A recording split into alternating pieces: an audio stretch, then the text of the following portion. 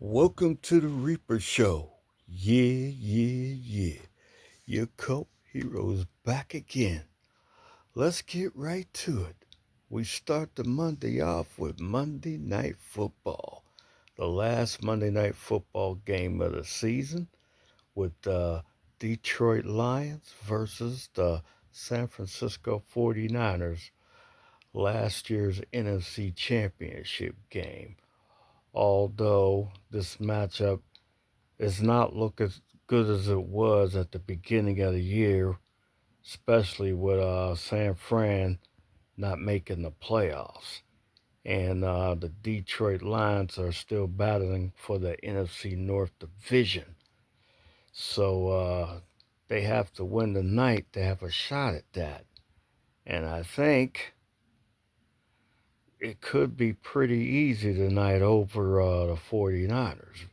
But I could be wrong. I don't think, I don't despite how badly injured the Niners are, I don't think they're going to lay down for the Lions tonight. So the Lions better be preparing for a tough game either way, regardless of the 49ers record this year. Yeah. But we'll see what happens tonight in Frisco. Yeah. Couple corrections I want to make. I messed up on the Spurs final score last night.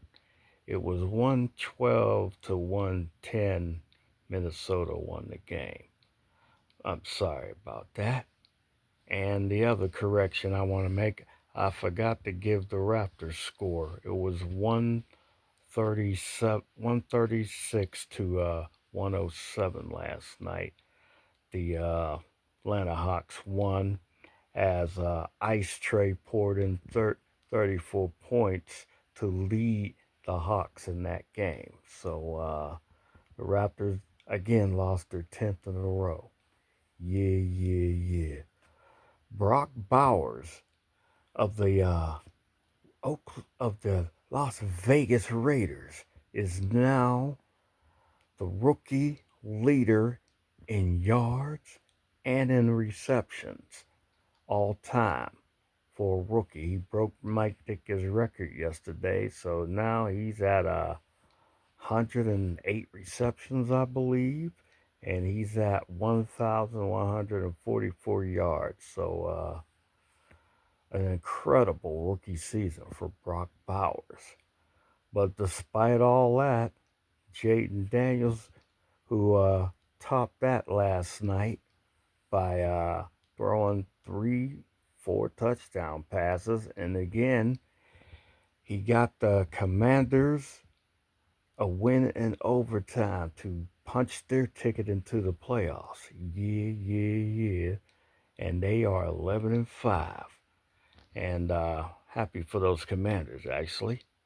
It's been a long time coming for them.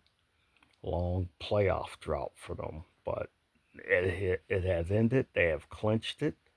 And they're in. Yeah. And Atlanta lost, but they still have a shot because of the division. And Tampa Bay, that's still got to be decided. That'll be decided next week.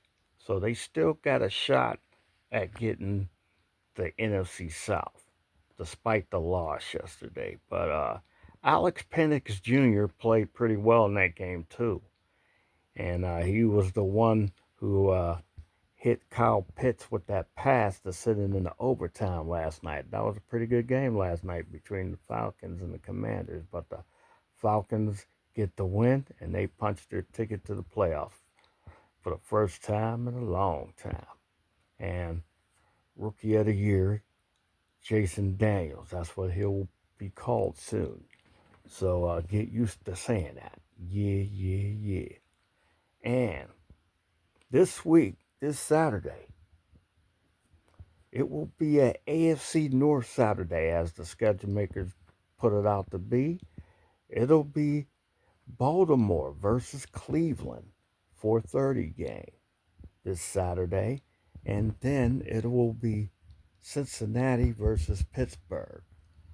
and that should decide the AFC North Division after those two games Saturday. So it depends on a few scenarios here. But basically, if Baltimore wins, Pittsburgh loses, Ravens get the division. If Baltimore loses, Pittsburgh wins, Pittsburgh get the division. So a lot to be decided this week.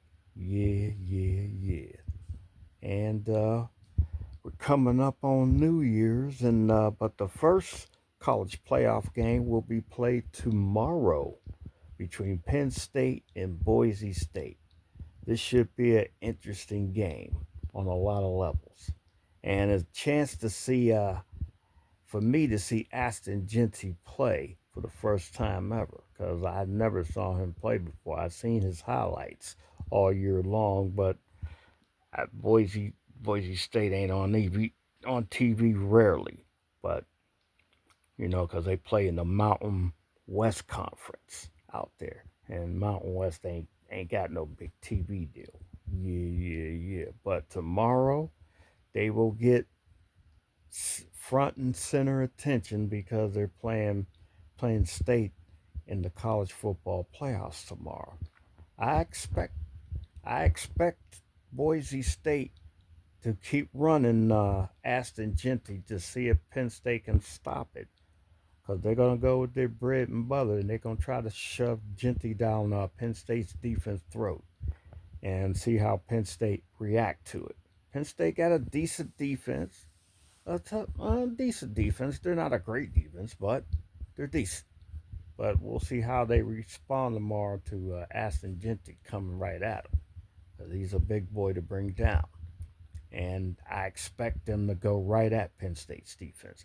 Same thing on the other side of the ball. I expect Penn State running game to go right at Boise State's defense too. So we'll see who wins the battle on the line of scrimmage on both sides tomorrow. Should be an interesting game, and it'll be 7:30 tomorrow. Fiesta Bowl. Check it out. Yeah. The other games of interest to watch will be on New Year's Day. It'll be Notre Dame versus Georgia tomorrow at the Sugar Bowl, and Wednesday at the Sugar Bowl. Yeah, they'll face off each other. I don't think Notre Dame can hang with Georgia, to be honest with you. I think Notre Dame's going to have to stay in this game, forcing some turnovers or getting some breaks. I just don't think they can hang with Georgia. I think Georgia will beat Notre Dame, but I could be wrong. Never know. But Georgia, you can't compare Indiana to Georgia. They're just worlds apart. Georgia's is a lot tougher than Indiana University was. Indiana was soft, and they got exposed by Ohio State a couple weeks before that. So and like Indiana came out flat, and Notre Dame took advantage of the miscues and took advantage of the sloppy play and won that game. But I don't think Georgia gonna come sloppy like that. They're gonna be ready to play. They've been in these situations before, and they won the national championship 2 out of the last 3 years. So Notre Dame gonna have their hands full with Georgia. Yeah. And now the other game of interest, Texas versus Arizona State in the other college football playoff game. And I think Texas is a little bit too much for Arizona State to handle. Arizona State has a decent offense. They're not a great offense, but they have a couple decent players. But Texas, I think offensively is just too much for Arizona State to contend with. And I think if they get into a shootout, Texas will win. Yeah. And now of course the big game of interest, the game I want to see most out of all these college football matchups is Oregon and Ohio State again. They played earlier this year. It was a great game. Oregon won by 1 point, beating Ohio State 32-31, and it was a good fun game. Oregon is not going to be scared to get physical with Ohio State. Yeah, they're not gonna wimp. They're not gonna wimp out like the Tennessee Vols did. So they're not afraid of Ohio State at all. They already beat them once already. But Oregon has the physicality and the speed to deal with Ohio State. So Ohio State will have to resharpen their game. They can't make mistakes. They're gonna have to almost play a perfect game against Oregon. 'Cause Oregon will score, and they will score early and often. So Ohio State knows that, and they played them before. But snap? Will they finally snap and beat Oregon? Oregon's still undefeated. They're the only undefeated team left. Oh, I think this will probably be 35-34. But, you know, hmm, this is a tough one to call because this could go either way. And this might be almost be the national championship right here. Yeah. It could come down to that. But I think it's going to be an entertaining game. And it all comes down to the quarterbacks. I think Oregon's quarterback is better than Ohio State's quarterback. Well, he better not play like he did in that Michigan game. That's for sure. Because if he plays like that, they're going to lose for sure. But it's going to be an entertaining. It's going to be a good ball game. I think I will take Ohio State to clip Oregon and give them their first loss. I say Ohio State 35, Oregon 34. It'll be that close. Yeah. Share, like, and subscribe to the Reaper's Nest, baby. Let's get it.